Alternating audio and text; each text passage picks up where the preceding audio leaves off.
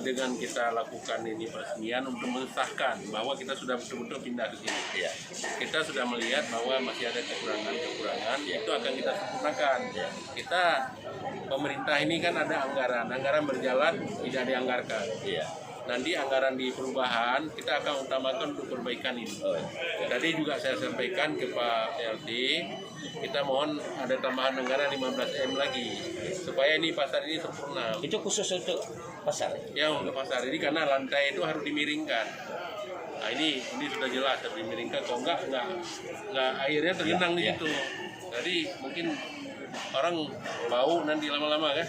Nah, dan sementara ini kita akan perintahkan nanti Perindakop, sampah itu tidak boleh ada setiap ini, harus diambil itu. Bekas-bekas besi yang ikat itu langsung diambil, jadi tidak bertumpuk. Kalau ada keluhan ini juga masih ada keluhan ini. Ini transportasi ya. Transportasi untuk belanja mesin bidik masih kurang. Ada upaya dengan dinas. Kita sudah memohon kepada Dinas Perhubungan baik kota dan provinsi untuk melewatkan bis ke sini.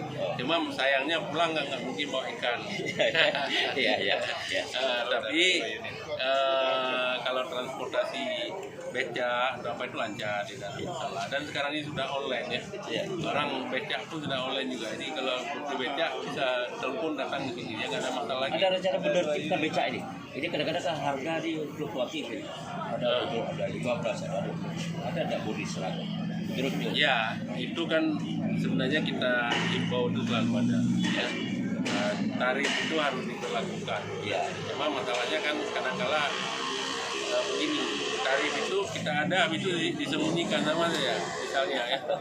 Jadi orang yang datang itu kan nggak tahu ada tarif. Ya. Tapi kita harapkan semua apa saja transportasi dan juga jualan itu harus tidak boleh menambah-nambah harga yang dapat menurunkan kepercayaan daripada pembeli ataupun penumpang. Terima kasih.